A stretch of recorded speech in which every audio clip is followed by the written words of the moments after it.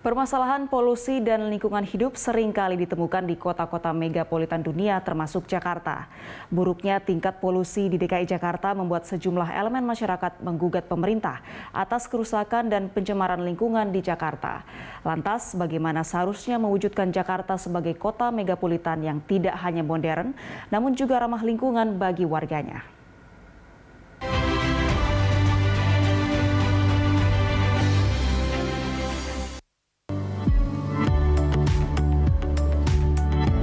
Kota Jakarta sering masuk dalam peringkat atas kota di dunia dengan kualitas udara terburuk.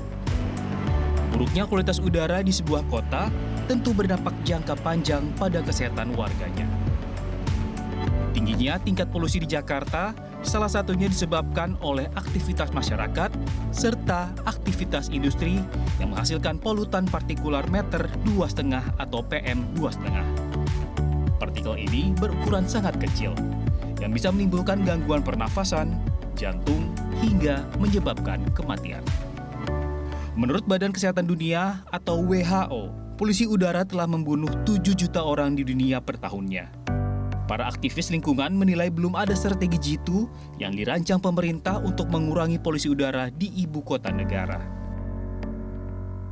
Riset ini kalau kita kaji di DKI Jakarta gitu ya, itu hanya dilakukan beberapa tahun tertentu. Kita temukan data di 2013, kita temukan lagi data di 2016, dan terakhir ada data 2019 yang dipublish 2020. Nah, harusnya kalau kita bicara soal pengendalian sumber pencemar udara, harusnya kajian riset source apportionment atau emission inventory itu dilakukan setiap tahun berkala, sehingga kita dengan mudah mengukur keberhasilan si pemerintah tersebut mengendalikan sumber pencemarannya. Karena riset ini dengan sangat jelas mendeskripsikan sumber PM2,5 itu berasal dari aktivitas apa. Riset yang di 2019 dilakukan dan dipublish 2020 oleh DKI Jakarta dan Vital Strategies menemukan bahwa PM2,5 di DKI Jakarta itu sumber utamanya pada musim kemarau dan musim penghujan itu berbeda.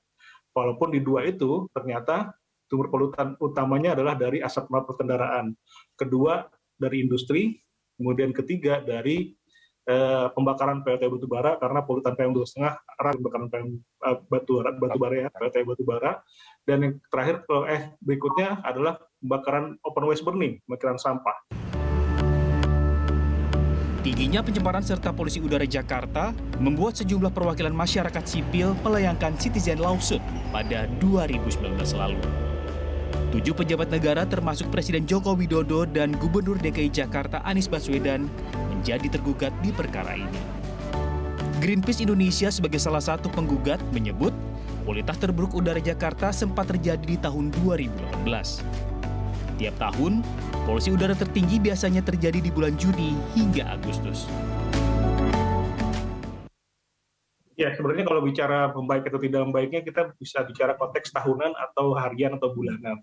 Dan kita mengcompile sebenarnya data tiap hari dan hampir kita compile bandingkan dengan tahun-tahun sebelumnya. Jadi kalau mau jujur di 2017, 2018,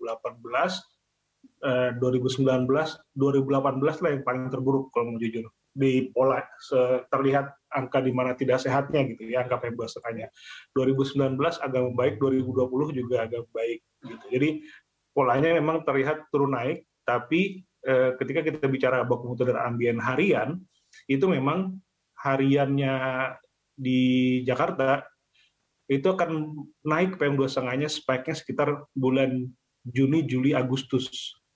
Jadi Agustus mulai turun, tapi Juni, Juli sekitar musim kemarau gitu ya, itu terjadi peningkatan PM2,5 lumayan tinggi, dan itu trennya hampir tiap tahun, 2017, 2018, 2019, itu kalau kita lihat merah. Karena kan kalau bicara status gitu ya, kalau AQI US, ya, indeks air quality untuk PM2,5 dari yang dipakai US itu, ini akan terlihat kalau hijau itu baik, kuning itu moderate, merah tidak sehat, ungu itu sangat tidak sehat. Dan kalau kita masukkan itu di kalender gitu ya, itu rata-rata hampir merah semua ketika masuk bulan Juni, Juli. Permasalahan polusi udara tak hanya PM2,5 saja. Polusi lintas batas atau transboundary pollution juga menjadi salah satu permasalahan lingkungan yang dihadapi Jakarta bersama dengan daerah penyangganya. Greenpeace Indonesia menilai permasalahan transboundary pollution harus menjadi perhatian pemerintah. karena bicara polusi udara ini adalah transboundary air pollution. Kita tidak bisa melihat satu administrasi saja. Semuanya harus melakukan. DKI Jakarta punya alat pantau misalnya, Jawa Barat juga punya, Banten juga punya. Kemudian setelah itu, semua provinsi itu juga melakukan kajian sumber pencemarannya dari mana, sehingga kita dengan mudah, oh sumbernya ternyata di Banten ini, Jawa Barat ini, gitu ya. Dan apa kebijakan yang diambil? Karena kita lihat polanya beberapa tahun ini, Greenpeace pernah membuat satelit image animasi gitu ya dari NO2. Nah NO2 ternyata itu besar sekali sumbernya dari Jakarta dan sebagian ada di Suralaya dan Banten. Dari salah satunya adalah pembakaran PLTU batubara. Jadi bahkan di animasi itu kita lihat NO2 dari Jakarta itu keluar dari Jakarta dan NO2 dari Banten itu bisa sampai ke Jakarta.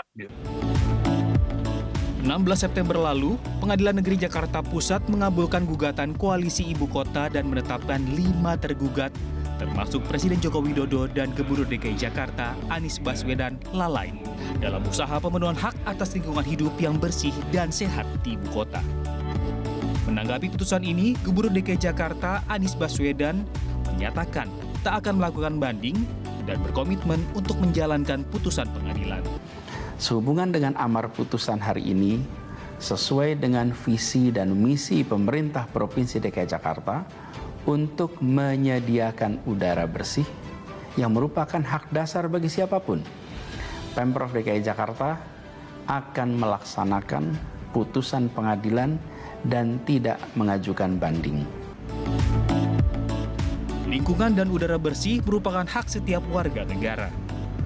Pesatnya pembangunan, industrialisasi, serta pesatnya peradaban sebuah negara tak boleh menjadi alasan atas buruknya udara. Penyelesaian masalah polusi udara tak hanya menjadi permasalahan pemerintah saja. Masyarakat juga perlu aktif dalam menciptakan lingkungan dan udara yang sehat.